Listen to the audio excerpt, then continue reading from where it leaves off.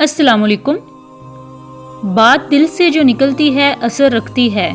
बात दिल से जो निकलती है असर रखती है, पर नहीं ताकत परवास मगर रखती है। नाज़रीन किराम, एक बात जो अक्सर सुनने में आती है वो नौजवान नस्ल से उम्र गजीदा नस्ल का शिकवा है कि आज की नस्ल बदतमीज़ है, नौजवान नस्ल बेराह रवी का शिकार है, नई नस्ल को अपने आबाओ अजदाद की कुर्बानियों की परवाह नहीं, दीन से लगन नहीं, रवायात और इक़दार का पास नहीं, वगैरह वगैरह। भले ये बात हकीकत से करीब तर है, मगर सवाल ये है जो कभी हमने खुद से किया ही नहीं, जिस पर कभी गौर हमने किया ही नहीं कि ऐसा क्यों है। वो कौन से अनासर हैं जो हमारी नस्लों को हमसे और हमारे दीन से दूर तर ले जा रहे हैं। जब हर बच्चा फितरत इस्लाम पर पैदा होता है तो इसके वालिदैन उसे सिख, ईसाई, मुसलमान या हिंदू बनाते हैं, तो फिर ये बच्चे मुसलमान होकर भी इस्लाम से अज़ खुद दूर कैसे हो गए? क्या ये उम्र गजीदा नस्ल की तरबियत, तालीम और अमल में कमी का नतीजा नहीं? ये हम ही हैं जो अपने बच्चों को हर सहूलत फ्राहम करने की हतल मुकान कोशिश करते हैं और बहुत सी सहूलतें फ्राहम भी करते हैं। अच्छी से अच्छी असराए तालीम अच्छे से अच्छे इदारे से दिलवाने के लिए एड़ी चोटी का जोर लगा देते हैं, अपने आप को ना ख़त्म होने वाली मेहनत की भट्टी में झोंक देते हैं। अगर नहीं दिलाते तो दीन की तालीम नहीं दिलाते कि अभी ज़िंदगी पड़ी है। ये उम्मीद जब पर आती है तो उस वक्त महज हम होते हैं, हमारा बढ़ापा और हमारी तन्हाई होती है, बशमूल हमारे शिकवा जात होते हैं। तब हम मिसालें देते हैं अपनी और अपने बड़ों की। हमारे आबा जिनकी तालीम की इब्तिदा ही कुरान से होती थी, जिनके नज़दीक अगर कुछ बनना था तो वो अच्छा मुसलमान बनना होता था, और हम यही तो नहीं कर रहे और शिकवे करते हैं कि वो दीन से दूर हो गए। क्या हक रखते हैं हम ये शिकवा करने का? अपने घरों में हम टीवी, केबल और हम शिकवा करते हैं नौजवान नस्ल की बेरारवी का। टीवी, केबल लाकर उम्मीद करते हैं कि हमारे बच्चे टीवी ना देखें, और अगर देखें तो हिंदी और अंग्रेज़ी तहजीब से दूर रहें।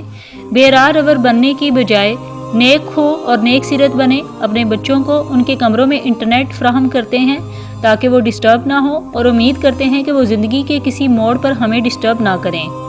इन्हें ज़ाती मोबाइल फ्राहम करते हैं और सोचते हैं कि वो गैर शरई दोस्तियों से दूर रहें, इनके जहन बेहूदगी से पाक रहें। हम खुद टीवी देखें और बच्चों को रोक दें कि ये इनके लिए मुनासिब नहीं। हम लोग खुद झूठ बोलें और अपने बच्चों को सच बोलने की तलकीन करें। ये कहाँ का इंसाफ है? हम दूसरों को धोखा दें और अपने बच्चों से वफा की उम्मीद रखें, एक बेकार की बात है। बचपन में उनको उनके हाल पर छोड़ देते हैं, बुढ़ापे में वो हमें हमारे हाल पे छोड़ देते हैं, फिर शिकवा कैसा? मोहतरम नाज़रीन किराम, हकीकत तो ये है कि तरबियत बोलती है। हम जैसे भी हैं, हमारी शख्सियत की तमीर व तहजीब का एक बड़ा हिस्सा हमारे वालिदैन, हमारे उस्ताज़ा और दीगर बुज़ुर्गों की तरबियत की बदौलत है।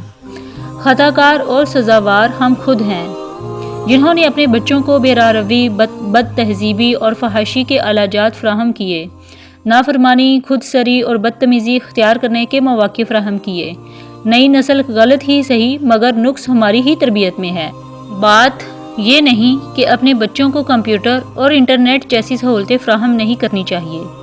मैं खिलाओ सोने का नवाला और देखो शेर की नज़र से, इसकी हरगिज़ कायल नहीं। अपने बच्चों को ज़रूर ये सहूलतें फ्राहम करनी चाहिए, मगर कुछ हदें भी मुकर्रर होनी चाहिए। इससे पहले हमें खुद अपने आप को तरबियत की भट्टी से गुजरना होगा, अपने नफ्स पर काबू पाना होगा, ताकि जो हदें, रवायतें और असूल हम अपने बच्चों के लिए मुकर्रर करें, उन पर हम खुद भी अमल करें। जैसा कि कुरान पाक में इरशाद बारी ताला है, सूरत अल-बकरा की आयत नंबर 44 में बयान किया गया है, तुम दूसरों को नेकी का हुक्म देते हो और खुद को भूल जाते हो। हक बात तो अपने अमल से साबित करने की ज़रूरत है, तब ही हम इससे नहज पर अपने बच्चों की तरबियत कर सकेंगे।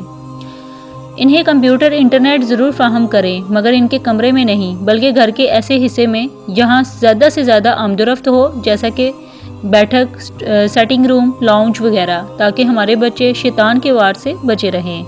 फ़ोन करने और सुनने ज़रूर दें, मगर तन्हाई में नहीं। बच्चों पर शक न करें बल्कि एतमाद दें और एतमाद हासिल करें।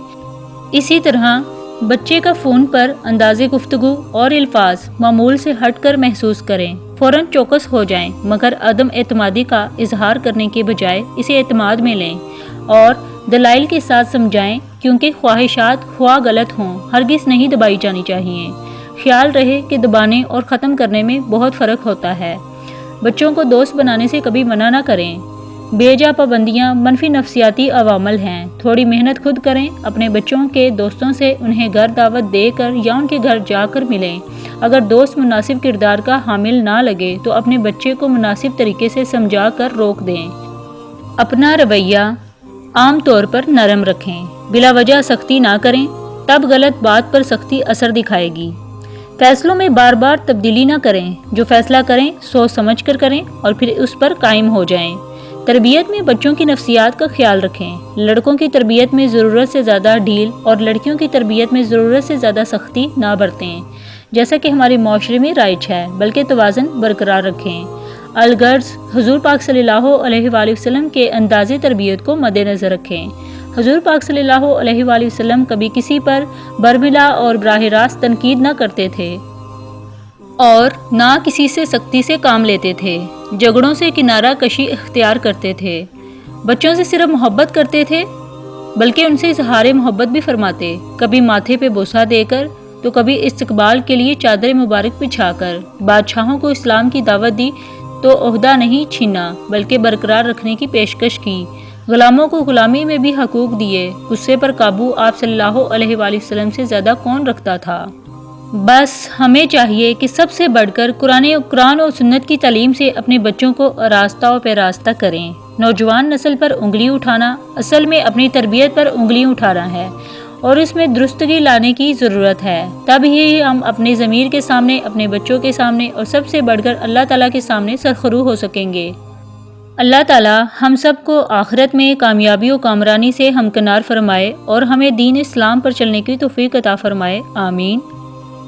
خواتین و حضرات، امید کرتی ہوں آپ کو میری یہ ویڈیو پسند آئی ہوگی۔ میری مزید ویڈیو کے لیے میرا چینل ضرور سبسکرائب کریں اور اس کو اپنے فرینڈز کے ساتھ، اپنے احباب کے ساتھ، رشتہ داروں کے ساتھ ضرور شیئر کریں اور ثواب کمائیں۔ بہت شکریہ۔